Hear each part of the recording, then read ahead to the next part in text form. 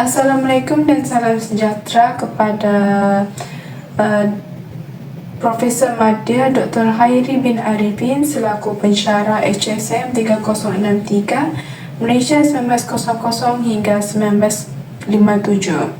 Nama saya Nuraida binti Muhammad Bantilan alias Muhammad dengan nombor matrik di 202311081114. Dalam video ini saya akan menerangkan tentang sosioekonomi masyarakat Melayu di Hilir Perak pada tahun 1900 hingga 1957, iaitu pada zaman kolonial British. Negeri Perak Darul Rizwan merupakan negeri kedua terbesar di semenanjung Malaysia selepas negeri Pahang Darul Makmur. Negeri Perak merupakan sebuah negeri yang terletak di pantai barat semenanjung Malaysia. Ibu kota negeri ini ialah Ipoh.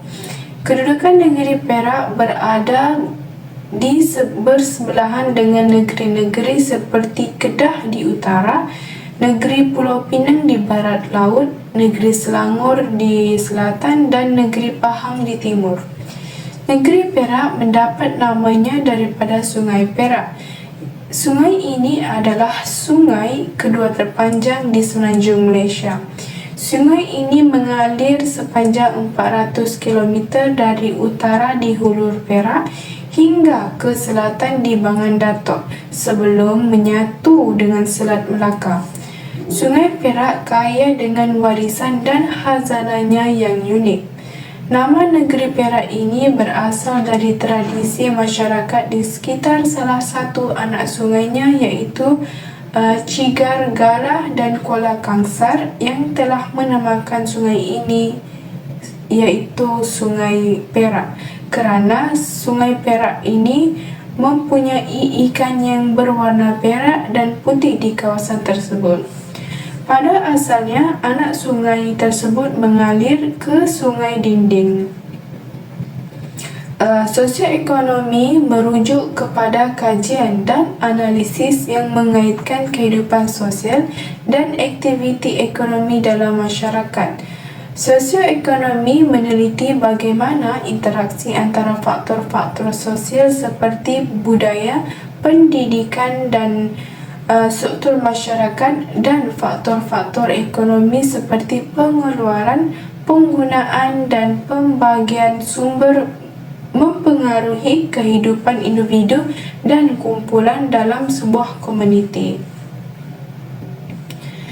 Masyarakat pula ialah kelompok manusia yang hidup dan bekerja sama sehingga mereka dapat mengorientasikan diri dan berfikir mengenai dirinya sebagai kesatuan sosial yang mempunyai batas-batas tertentu. Menurut Kamus Dewan, Melayu didefinisikan sebagai satu nama atau bangsa bahasa yang terutamanya di semenanjung Malaysia. Perak dijajah pada tahun 1874.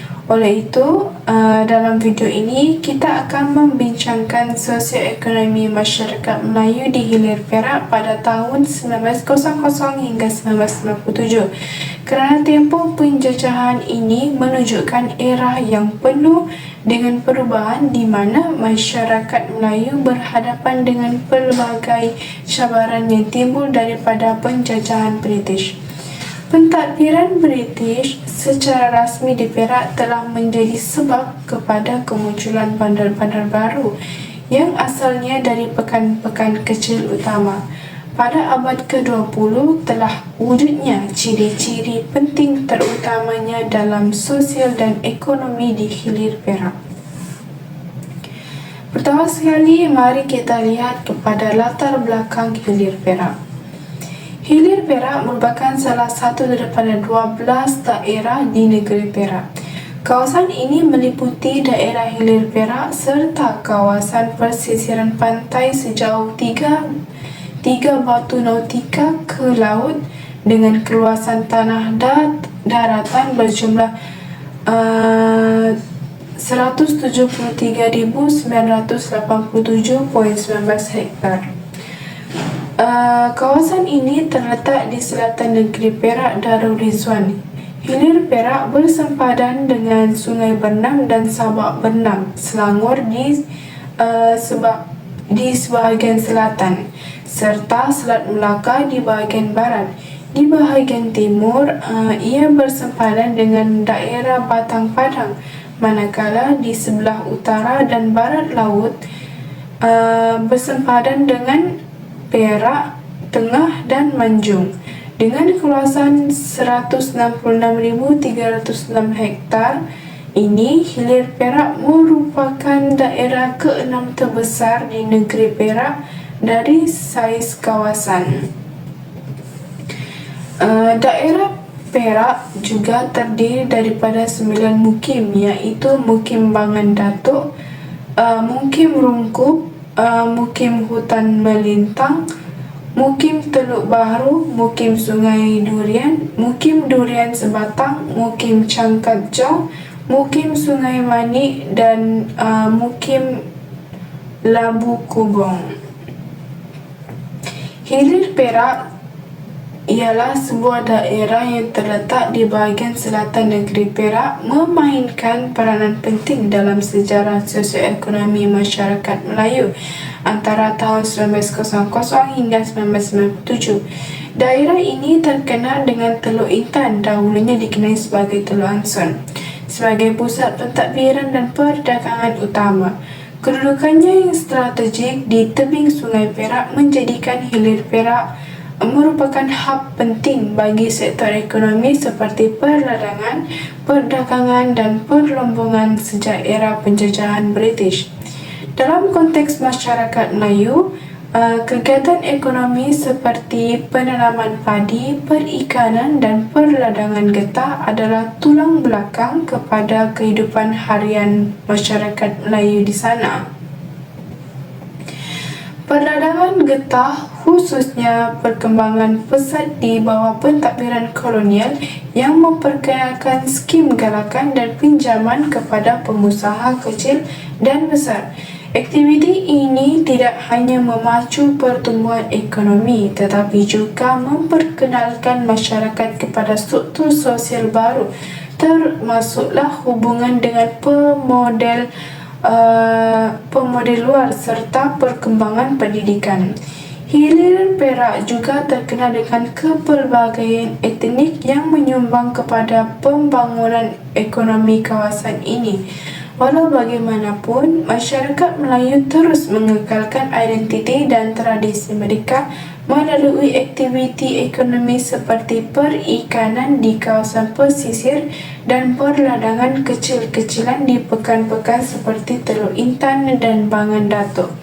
Dalam tempoh 1900 hingga 1957, sosioekonomi masyarakat Melayu di Hilir Perak mencerminkan perjuangan mereka menyesuaikan diri dengan perubahan yang dibawa oleh penjajahan serta keperluan ekonomi global. Mari kita membincangkan tentang sosioekonomi masyarakat Melayu di Hilir Perak. Yang pertama ialah perladangan komersial. Pada awal abad ke-20, masyarakat Melayu di Hilir Perak mula beralih daripada ekonomi sara diri kepada ekonomi komersial. British telah memperkenalkan tanaman moden seperti getah, kelapa sawit, kelapa, koko dan tebu. Yang pertama ialah getah. Tanaman getah diperkenalkan pada tahun 1877 di Perak. Dan pada awal abad ke-20, penanaman getah mula berkembang pesat di Hilir Perak. Ramai petani Melayu memanfaatkan tanah mereka untuk tanaman ini, yang memberikan peluang pekerjaan dan meningkatkan pendapatan masyarakat yang tinggal di Hilir Perak. Yang kedua, kelapa sawit. Industri kelapa sawit diperkenalkan pada tahun 1917 dan berkembang ke Hilir Perak dengan British menggalakkan pengusaha tempatan dan luar untuk melibatkan diri dalam perladangan ini. Kelapa, koko dan tebu pula sangat penting digunakan Tanaman ini digunakan untuk diekspor. Koko ditanam untuk penyelidikan dan komersial, manakala tebu pula menjadi bahan penting untuk penghasilan gula. Seterusnya, mari kita lihat pada perikanan pula. Kedudukan hilir Perak berdekatan dengan Sungai Perak menjadikan perikanan sebagai salah satu sektor ekonomi utama masyarakat Melayu. Nelayan Melayu menggunakan peralatan tradisional seperti jala, pukat dan bubu untuk menangkap ikan. Hasil laut seperti ikan, udang dan kerang dijual di pasaran tempatan ataupun diawet sebagai ikan masin untuk pendapatan tambahan. Kehadiran pelabuhan di Teluk Intan juga membantu meningkatkan kegiatan perikanan dengan menyediakan kemudahan untuk menjual hasil laut. Seterusnya, perniagaan dan perdagangan. Pusat perniagaan di hilir Perak tertumpu di kawasan strategik seperti Teluk Intan, Hutan Melintang dan Kampung Gajah. Teluk Intan menjadi pusat utama perdagangan hasil bumi seperti getah, kopra dan biji timah. Pasaran Teluk Intan juga menarik pedagang tempatan dan luar untuk memasarkan barangan seperti hasil tani dan laut. Di Hutan Melintang pula, kawasan ini terkenal dengan pemprosesan ikan masin yang menjadi perniagaan utama penduduk tempatan. Manakala di Kampung Gajah, pekan kecil ini menjadi pusat jualan hasil pertanian seperti kelapa dan padi. Yang keempat adalah pelabuhan. Pelabuhan Teluk Anson yang dibuka pada tahun 1882 oleh British memainkan peranan penting dalam ekspor biji timah, getah dan hasil pertanian. Pelabuhan ini menjadi pintu utama bagi perdagangan antarabangsa dengan kapal-kapal dari Eropah dan Asia berlabuh untuk mengambil hasil bumi di hilir Perak. British turut membina infrastruktur seperti gudang dan sistem pencahayaan moden untuk meningkatkan kecekapan pelabuhan di hilir Perak. Seterusnya, mari kita lihat kepada kesan perkembangan sosioekonomi di Perak. Kedatangan British ke hilir Perak seperti Teluk Intan telah mendorong kepada kemunculan beberapa kemudahan pengangkutan dan teknologi moden ataupun teknologi baru. Masyarakat Melayu di hilir Perak pada ketika itu hanya menjalankan kegiatan ekonomi secara kecil-kecilan. Namun selepas kedatangan British ke tanah Melayu, berlaku perubahan pesat dalam sektor sosial dan ekonomi. Kegiatan pertanian yang dahulunya dijalankan secara kecil-kecilan semakin berkembang dengan kepelbagaian jenis pertanian, perdagangan hasil bahan mentah yang menyumbang kepada import dan ekspor. Kesan yang pertama ialah kewujudan landasan kereta api. Antara kesan daripada sosioekonomi di hilir Perak ialah mewujudkan kemudahan laluan kereta api yang menghubungkan satu kawasan penting. Contohnya, laluan kereta api yang menghubungkan Teluk Anson dengan Tapah Road. Pembinaan laluan kereta api telah memudahkan penduduk dari kawasan kampung untuk mengembangkan ekonomi mereka. Landasan kereta api akan digunakan untuk mengangkut bahan mentah seperti biji timah, hasil hutan dan padi ke kawasan pelabuhan untuk diekspor. Penduduk yang tinggal di Teluk Intan juga turut mendapat kemudahan dalam aktiviti perdagangan dengan menggunakan kereta api yang telah dibina. Sistem pengangkutan amat penting kerana ianya berkait rapat dengan sosioekonomi masyarakat Melayu di hilir Perak. Pembinaan jalan raya dan jalan kereta api mula berkembang dengan lebih pesat selepas kedatangan British. Hal ini bertujuan untuk memenuhi keperluan ekonomi setempat kerana masyarakat pada ketika itu hanya menggunakan laluan sungai sebagai alat perhubungan dan pengangkutan harian mereka. Walau demikian, landasan kereta api yang dahulu menjadi satu kemegahan di Teluk Intan telah menjadi tinggalan sejarah. Namun begitu, perkhidmatan kereta api yang kini telah menjadi kawasan sekolah memandu. Kesan yang kedua ialah pembinaan sistem pengairan dan saliran. Sistem pengairan dan saliran sangat penting bagi penduduk di kawasan hilir Perak kerana terdapatnya aktiviti pertanian yang dijalankan. Sistem saliran yang cekap akan menyumbang kepada sektor pengeluaran hasil pertanian yang banyak dan berkualiti. Rancangan pengairan Sungai Manik adalah salah satu rancangan yang telah dibuka pada tahun 1932 dan kerja infrastruktur pengairan telah dimulakan pada tahun 1933. Disebabkan Teluk Intan terletak berhampiran dengan Sungai Perak, masyarakat Melayu memperoleh sumber dan kemudahan daripada sungai utama. Masyarakat Melayu juga banyak menggunakan laluan laut seperti laluan laut sebagai jalan pengangkutan dengan menggunakan perahu dan sampan. Terdapat jeti yang dibina di sekitar tebing sungai untuk kemudahan mereka. Hal ini disebabkan pelabuhan yang dibina telah menjadi kawasan kapal-kapal besar berlabuh. Air dari Sungai Perak turut disalurkan ke kawasan berdekatan dan dijadikan sumber pengairan untuk aktiviti pertanian setempat.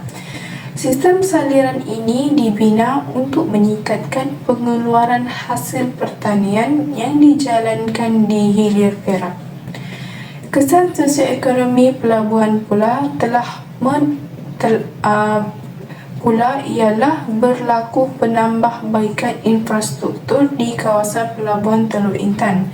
Contohnya, struktur pantun dan 2 laluan, pembinaan gudang untuk penyimpanan barang dan penambahan jalan sepanjang 700 meter ke pelabuhan telah dibina dan dibangunkan. Kemudahan baru yang telah dinaik taraf telah membawa kepada perkembangan aktiviti komersial di kawasan pelabuhan. Tujuan naik taraf ini dilakukan adalah untuk mengangkut barang dan memberi perkhidmatan bot perlompongan. Lampu di rumah api yang pada asalnya menggunakan minyak telah dinaik taraf dan digantikan dengan lampu cahaya automatik. Perubahan ini sangat penting untuk memastikan operasi di pelabuhan dapat dijalankan dengan lancar, terutamanya pada waktu malam. Sistem pencahayaan automatik yang lebih moden memberikan pencahayaan yang lebih terang yang memudahkan aktiviti kapal berlabuh dan pemindahan barang serta meningkatkan keselamatan di pelabuhan. Kemudahan bangsal juga telah dibina di kawasan yang berhampiran dengan pelabuhan. Tujuan pembinaan ini adalah untuk memudahkan orang ramai menunggu kapal atau bot. Struktur jeti baru dan 2 titian untuk menaiki kapal juga turut dibina. Laluan jalan raya sepanjang 700 meter dari kawasan pelabuhan turut diturap bagi memudahkan laluan kenderaan serta kerja pemunggahan barang dari kenderaan menuju ke pelabuhan. Kemudahan baru yang telah dipertingkatkan ini telah memudahkan lagi aktiviti perdagangan di pelabuhan dan menjadi tempat persinggahan kapal-kapal untuk tujuan pengangkutan barang serta khidmat bot penambang. Kesan seterusnya ialah perubahan sosial. Perkembangan perdagangan komersial telah menyebabkan kedatangan buruh dari China dan India ke Hilir Perak yang telah dibawa oleh pihak British. Hal ini kerana tenaga buruh di Hilir Perak kurang. Kemasukan ini menyebabkan masyarakat Melayu berinteraksi dan beradaptasi dengan suku-suku lain yang menyebabkan berlakunya pengaruh budaya yang pelbagai. Pengaruh ini akan mencipta suasana yang berbeza daripada sebelumnya seperti perubahan cara hidup, nilai dan tradisi.